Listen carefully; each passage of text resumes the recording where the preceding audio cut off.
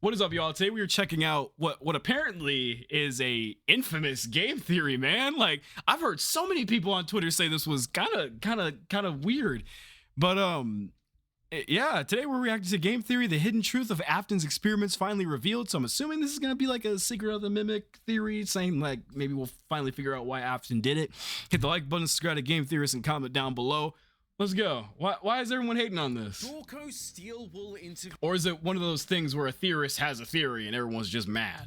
Reveals the true purpose of the most recent FNAF book. Oh my god, I just realized Dawko was sitting there. Bro, Dawko is so a part of FNAF right now that if I just see him next to it, I'm just like, okay. Reveals the true purpose of the most recent FNAF book. Like he almost belongs in FNAF or something.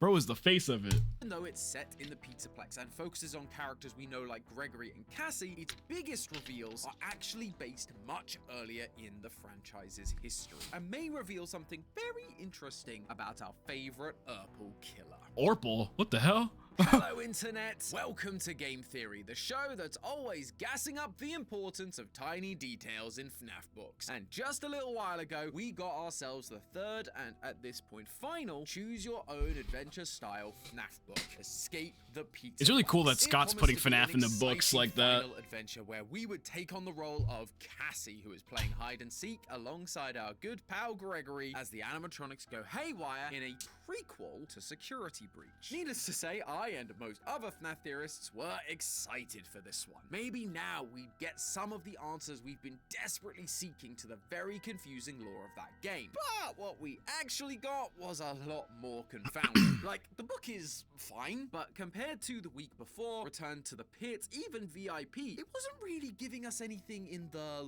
lore department. We did get to see Gregory in action in his more GGY Doctor. Honestly, if I'm looking at an interactive novel, I'm not really going to expect them to kind of put so much lore into it. I kind of just wait for the games for the lore, but apparently that's a mistake too. Everything in FNAF is confusing, man. Rabbit state, hacking the animatronics and generally being a bit of a jerk, and we got to see Cassie's friendship with both Gregory and Roxy present itself a little more. But neither of these things did what we were hoping for. I personally was hoping for answers like, how did Gregory become a slave to Glitch Trap? Or why is Cassie seen as so important to this plan? But no, we got nothing of the sort, which is why it's taken me this long to come up with a theory. I've been scratching my head for ages. Book published April 2025. This story was. What was it trying to tell us? And it wasn't really until the other week when I was chatting to friend of the channel Right Toast about this book that suddenly Right Toast, that's my boy. He's here in the video. Hit me. I'd been looking at this. We love seeing Right Toast out there. Looking at the characters we know from the franchise, I needed to look at the new character. What the hell is that? A new kind of staff bot called the reagent, with hoses for arms and a gas canister attached to its back that it uses to incapacitate Cassie in dozens of the book's endings. Eventually, this thing is destroyed by either Cassie or Roxy, depending on the ending you get. Because this guy isn't in Security Breach, so we gotta get rid of him so we don't mess up the What is it with FNAF and using gas, man? The question Ryan and I both had was, why? Why introduce him at all if you're just gonna have to get rid of him? Why not make it one of the other Glamrocks, or Gregory, or heck, make it the first modern appearance of the Mimic in some way? But the more I pondered and banged my head against the wall, the more I began to realize that Scott absolutely had a purpose for this character. It just wasn't to do with the current lore of the franchise. It was pointing to something much further back in the franchise's history. Something that we're likely to get a glimpse of in Secret of the Mimic very soon. The main thing we learn about this guy is that it has mysterious gas powers that it uses to mysterious gas powers. Who's copying whose homework now, eh, Poppy? And so, just like with Poppy, the first thing I wanted to do to get to the bottom of this new character was to figure out what this mysterious gas actually is. Let me guess what the mysterious gas was, since I didn't even read the book.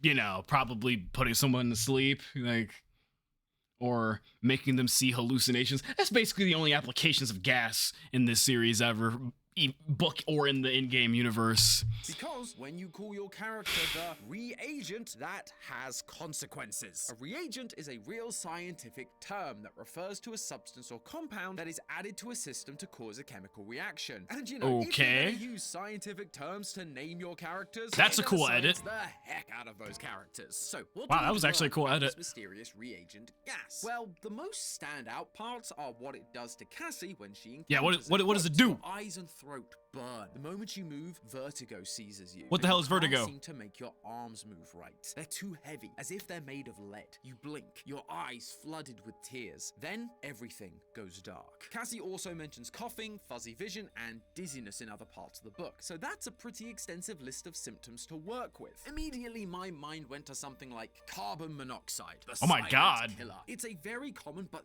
very dangerous gas that, when breathed in, ticks a number of our symptom boxes. Blurry vision, dizziness, loss of muscle control, and while it isn't often associated with coughing, that is a symptom that can occur in certain individuals. So maybe it's Eventually, used all of to this leads to a loss of paralyze? consciousness and death. Plus, it is used scientifically as a reagent. So we're off to a pretty good start. But it's not quite a perfect match. Carbon monoxide doesn't cause your eyes or throat to burn, hence it's called the silent killer, because you often can breathe it in and not know it's affecting you until it's too late. It's I didn't even know that carbon monoxide was called the silent killer. That's actually crazy. also called the silent killer for another big reason that doesn't work with our mysterious gas. Its odor, or more specifically, its lack of odor. You cannot smell carbon monoxide when it's leaking, which I didn't know you that. should always have a carbon monoxide alarm installed in your home to sense it for you. Now, We got I that. wouldn't put it past Fazbear Entertainment to ignore this crucial safety step, but Cassie does have something to say about the smell of this particular gas. Quote again, "A noxious cloud follows in its wake. The thick, sharp scent of chemicals fills your nostrils." It actually repeats Sharp that point scent of about it smelling like chemicals. chemicals a few times throughout the book, which means it cannot be carbon monoxide. With the smell being associated. So what we got? We got Faz goo. What other Faz substance do we have?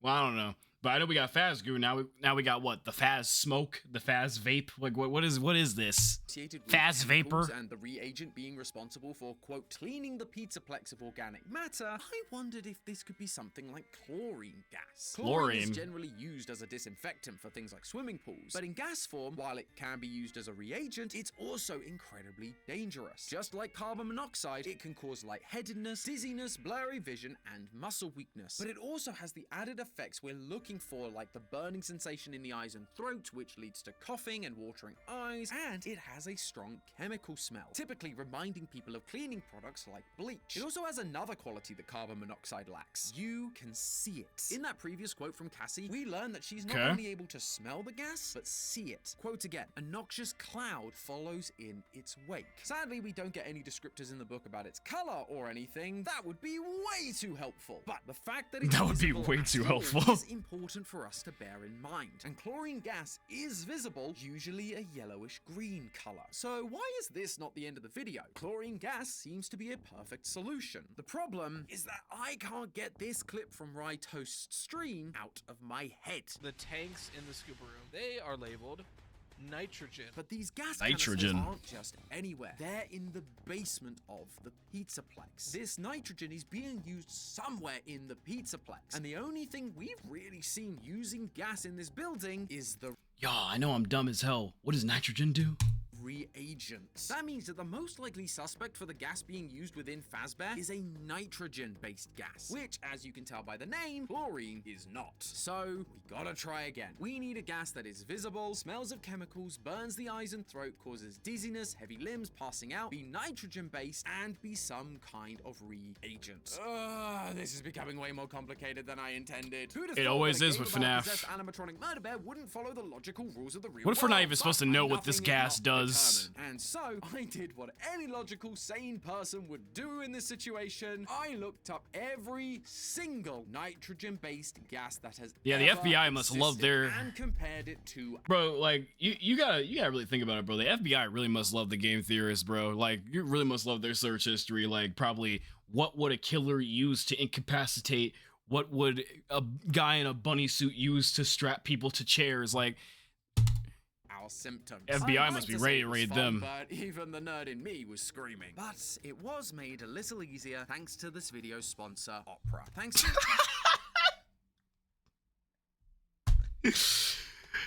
Okay, buddy. Okay, buddy. What? How do you merge a conversation about fucking chemical agents into Oh my god. All right, back to it. As a courtesy, since I don't like skipping people's sponsorships in the middle of a reaction video, I know everyone gotta eat. If you guys want to check out the Game Theories sponsorship, it's right there.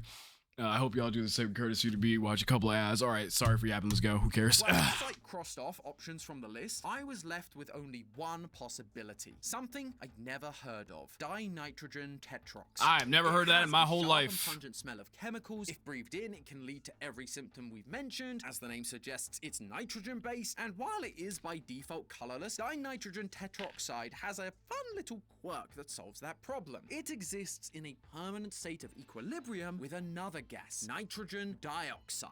I should have paid attention in science class. Cannot exist without nitrogen dioxide because both chemicals share a reversible chemical reaction. Dinitrogen tetroxide breaks apart into nitrogen dioxide, and nitrogen dioxide molecules combine to create dinitrogen tetroxide. And this reaction is happening constantly. You're telling me Walter White does this equation every time in his head? Which is exactly how the book describes this substance. Whenever he wants to kill somebody? It also changes the color to a reddish brown. And if that wasn't enough of a Reddish brown. dinitrogen tetroxide has one other very interesting effect. Much like the other gases we've mentioned, it is a reagent. It helps create chemical reactions between a number of different compounds. But the type of reaction that caught my attention was that dinitrogen tetroxide can react with a number of different metals to form what are called. You know, just hearing all this, did Scott ever really intend for us to, like, look for this? Like, what if bro or his writers just mentioned there was a gas that does this, but you don't gotta know what the hell the gas is, because technically, who the hell's gonna go into all of this to figure it out? Not everybody's well versed in the science like this. Metal nitrates, and these can then be used in future reactions to combine the metal compounds with carbon-based organics. All this information's making my eyes hurt. Where have I heard of that kind of combination before? Oh, that's right, remnants. Oh. Yes. Who the hell is in that? this universe, the soul is a tangible thing that exists. It's not just some ethereal thing. Who the fuck was that? Like, bro just came up with a crazy revelation and everyone just chimed in. It physically is attached to the metal, and when you melt down that metal, it remains attached, which led to the creation of the fun times. The soul is a real thing, and if it's a real thing for us organic, carbon-based life forms, then it too could be considered organic matter, meaning that this gas, the reagent, it's all part of turning these kids into remnant, just like Rye theorized about in a recent video. It's also worth considering that Rye found these canisters in the scooping room of Ruin, and the scoop blueprints we got from FNAF 6 revealed to us that the scoop was designed to inject remnant into animatronics, or people. For these tanks to be here in that same room, it feels like they have to be connected. And so the remnant for the scoop and these nitrogen-based canisters are also connected. And when you think about it, it actually helps explain a lot about what the Mimic is trying to do. In Security Breach, during the bad ending, we learnt of 9 missing kids, but we've had no idea what happened to them. Now, thanks to Ruin in the books, we know that the Mimic has been copying Afton and his murderous tendencies. Like in VIP, we see the Mimic program present itself as a pig mascot and lead kids into the back room to be killed, which is pretty familiar. But what we're talking about today allows us to take it one step further. The Mimic isn't just copying I think I'm starting to understand what bro is putting down. Afton's killings, he's trying to recreate the missing children's incident in its entirety, converting their souls into remnants just like Afton did in the games that the Mimic was partially trained on. Now, listen, I get that all of this might seem like a stretch. That's crazy. Referring to the soul as organic matter feels weird, and even then, there's no way dinitrogen tetroxide would work as a reagent for that specific compound. At the end of the day, Scott isn't a scientist. He's a fiction writer. But at this point, he knows that. What the hell do we know about Scott? He could be an underground scientist and we don't even know. Let's be honest at this point. Will look at the next game is just gonna have his degree in science just on the wall. Life comparisons to find our answers. And as time goes on, it's become clear that he's trying to work with that and make the series feel more grounded. We've moved away from spiritually possessed animatronics to an AI villain. He got rid of sound illusion discs and swapped them for hallucinogenic gas. And that is what I think this mysterious gas is really about. It's him trying to find a way to more believably ground the series, retroactively explaining part of Afton's scientific process, so that when the grounded AI villain tries to mimic him, it's not having to suddenly go back to the old sci-fi and paranormal tricks, undoing all of that progress. It's not a perfect one-to-one because the kind of thing he needs just doesn't exist. But what does exist is close enough to make his point. However, even with the answer to this gas question somewhat solved, Where is Vanessa? What if Edwin is Gregory? What? I remembered that was only part of what I set out to solve. Sure, this has been a fun experiment trying to identify the gas, and it's even more fun to find its connections to Remnant. But that in and of itself hasn't really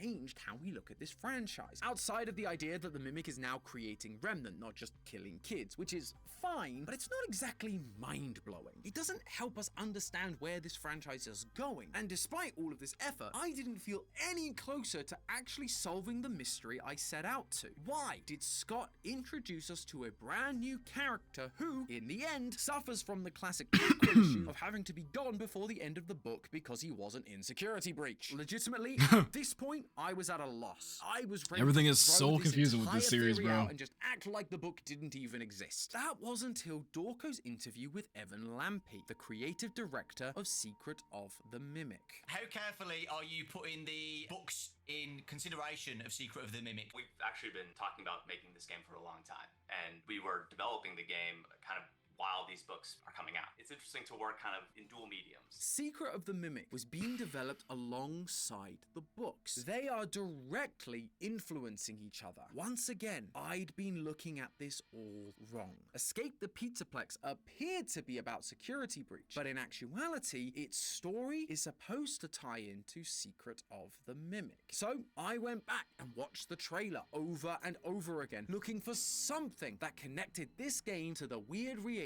we've been analyzing. And guys, I think I found something big. In this That trailer, low-key there sounds is a new confusing. character, Dolly the nurse. Well, I say new. We've actually heard from Dolly before. During the first aid minigame in Help Wanted 2, there's a voice that speaks to us over the intercom that, in the game files, is referred to as Carnival Nurse, as in Carnival Fulfa, Nurse. which takes place in the 1970s, just like Secret of the Mimic. And now we get to see her firsthand in all of her creepy doll-like glory. But tell me, do you I love the notice hands. anything familiar about her? The thing on her back might just look like a normal backpack, but coming from the backpack are a pair of hoses. Hoses Interesting. that then connect to Dolly's hands, just like the reagent. The reason we Low-key, I'm kind of glad they talked about that, even if what they're saying is kind of weird. I'm kind of glad they mentioned that because I never even realized that there was a gas thing behind her. Huh. Why did I just now notice that? I might have noticed it when I was reacting to it at first, but I didn't notice that.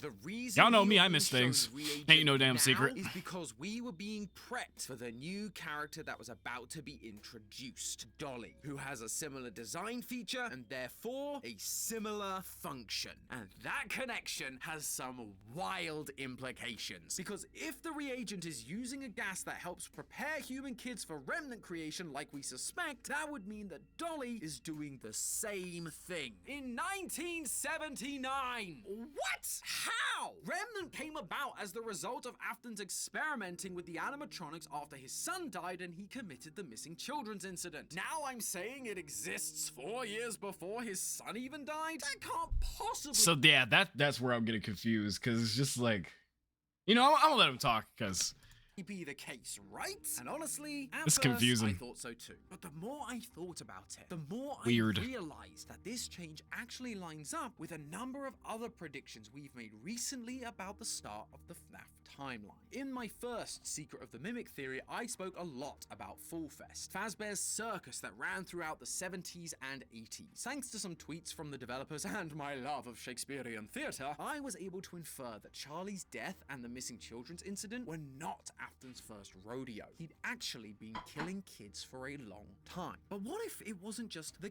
killing that had been going on for a long time, but the experimentation as well? In earlier parts of the franchise, it felt like Afton was always the businessman, while Henry was the animatronic genius. But as time went on, we were shown that actually William was also a bit of a scientific genius himself. However, in the fourth closet, The he Green tells Goblin us there reference. is a crucial difference between him and Henry's designs, something he called the spark of life. why do they got his ass loud? Like, okay, Why do they have just dust and bones lounging like what the fuck is this? Yo, this is an actual like panel of William Afton. That's hilarious. Like, why is bro just lounging while he's talking about experimentation and fucking taking souls out of like robot suits and Henry shit? was able to make his animatronics feel What the alive, fuck? something Afton was unable to achieve on his own. But he was desperate to figure it out. So why wouldn't he begin experimenting, trying to figure out how to get life into his animatronic creations? Back in my initial theory, I didn't really have much of an explanation as to why Afton was killing all those years ago, other than he was just a bad man. But this would actually give it some level of purpose. He's not killing aimlessly or for fun. He's doing it because he needs to beat Henry. I also theorized recently that Afton always had an accomplice in his murders. Thanks, Henry. I also theorized recently that sorry. Like the Afton just posing as dust and fucking bones on some metal bed, and then this edit is just not making me take it seriously. It's stopping my ability to process the information, bro. that Afton always had an accomplice. Let me in his lock in, let me murders, lock based on in. the inclusion of a plush baby luring us to be killed by a yellow rabbit in Return to the Pit, which takes place in 1985, I concluded that we were being shown that Baby has always been there to assist Afton, even as far back as Fall Fest. I wondered What? if maybe Secret of the Mimic would reveal what that looked like. And well, Dolly could be the one I was looking for. She does have some very similar design features to Baby, from the Funtime split face to the arm joints being almost identical to Baby's. Even the medical symbol in the middle of her midsection looks Yeah. Yeah, I can kind of see why people are saying this one's a little weird or just buns. But hey, I mean, they're gonna say it at the end of the video. It's just a theory, a game theory, and theories. I don't take theories as gospel. I just kind of like try to lock into what they're saying and get into their perspectives. But I mean, this one's a little weird to follow, but I mean, it's just a theory in the end. We're gonna figure out what happens to the actual games itself, so it's whatever. similar to the fan that Baby has in her midsection. Plus, they're both voiced by Heather Masters. It's Wait, they a are? small thing that we can't put too much weight on, but I figured That's it was worth crazy. mentioning. Dolly would also be the perfect accomplice for Afton during the Fall Fest Carnival era. He'd be able to hide all his murders in a medical tent out of sight where regular people aren't able to go. He'd have all the medical tools he could possibly need, and in 1979, no one's gonna question the nitrogen gas canisters because nitrous oxide, i.e. laughing gas, was still used in medical practices until the mid-80s. And the cherry on top of all of this is that if I'm right, it massively changes Afton's entire motivation during the original series of games, and the oh so famous line that he gives his son before he dies: "I will put you back together." This line has often been used as Afton's main Oh driving god, force. it's so cursed seeing like normal legs like bending on that model. I'm sorry, I'm trying to lock in. I'm focusing. From here, he would go on to kill some kids and learn about the secrets of Remnant. But I remember when we were writing our Ultimate Timeline, we kinda had to fudge the evidence a bit when it came to how he knew that killing kids would be the solution. The best we could come up with is that he'd seen it in characters like Baby or the puppets, all of which makes that line more of a hope, a desperate father just trying to save his son. But now, if the Remnant experiments have been going on since the 70s, this line becomes a certainty. The reason Afton knew he'd have to kill the missing children and put them into suits is because, by this point, he'd have some pretty solid understanding of how it worked. He'd been experimenting with souls and possession and Remnant for the last 4 years. When he sees That's his crazy. dying son, he tells him it's going to be okay and that he'll put him back together because he knows it's possible. He just needed some more test subjects like he'd had all the way back in 1979. But in just over a month, the day of reckoning is coming. Secret of the Mimic is finally going to release, and the past 2 years of theorizing is going to be put to the test. And I have something special planned for when that happens. I'm kind of glad though that they're like trying to make a theory on why all of this started though, because I've been asking that question too. Like, will this game actually tell us why William started killing people? But I don't know. Let's see what he Make says. sure you're subscribed so you don't miss that announcement. But until then, guys, remember, that's just a theory. Mom, what the fuck was that? Mom, can we have baby? No, we have baby at home. Baby at home, Dolly. Like, A what game the fuck? theory. Thanks for watching. World premiere on. I don't know. I mean, it was a theory. It ain't nothing to like get up in arms about, because obviously a theory is not them presenting themselves as gospel. Like, this is right. This is what's gonna happen. Like, you know. So, bro just gave it his best shot with what he thought he had. So that's the only thing a theorist can do: give their best ideas with the information that they think they have or don't have. All right, I'll see y'all later. Peace out.